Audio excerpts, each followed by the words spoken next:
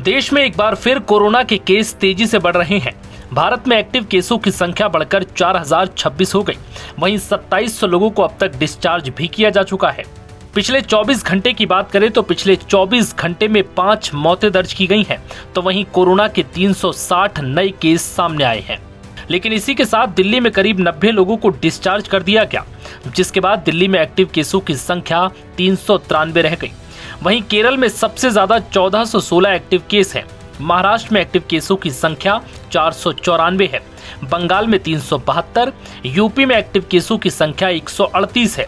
तमिलनाडु में 215, गुजरात में भी एक्टिव केसों की संख्या 397 है और कर्नाटका में 311, हरियाणा में 44, राजस्थान में 75 और आंध्र प्रदेश में 28 एक्टिव केस हैं। वहीं इस साल कोरोना से मरने वालों का आंकड़ा 37 पहुंच गया है। सोमवार को अहमदाबाद में 18 साल की गर्भवती लड़की और 47 साल की महिला की कोरोना से जान चली गई। इससे पहले रविवार को दिल्ली में 22 साल की लड़की और तमिलनाडु में 25 साल की लड़की की कोरोना से मौत हो गई थी।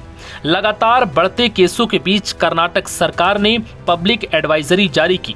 इनमें लोगों से भारी भीड़ वाली जगहों पर मास्क लगाने, शारीरिक दूरी बनाए रखने और स्वच्छता का खास ध्यान रखने की अपील की।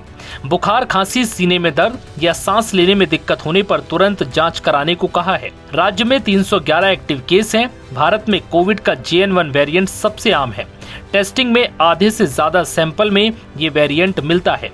इसके बाद BA.2 26% और ओमिक्रॉन सबलाइनेज 20% वेरिएंट के मामले मिलते हैं।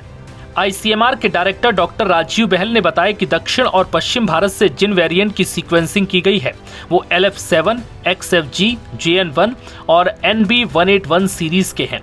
बाकी जगहों से नमूने लेकर सीक्वेंसिंग की जा रही है ताकि नए वेरिएंट की जांच की जा सके। मामले बहुत गंभीर नहीं है और लोगों को चिंता करने की जरूरत नहीं है, बस सतर्क रहना है। वर्ल्ड हेल्थ ऑर्गेनाइजेशन ने भी इन्हें चिंताजनक नहीं माना है। हालांकि निगरानी में रखे गए वेरिएंट के रूप में कैटेगराइज जरूर किया है। चीन समेत एशिया के दूसरे देशों में कोविड के बढ़ते मामलों में ये वेरिएंट दिख रहा है।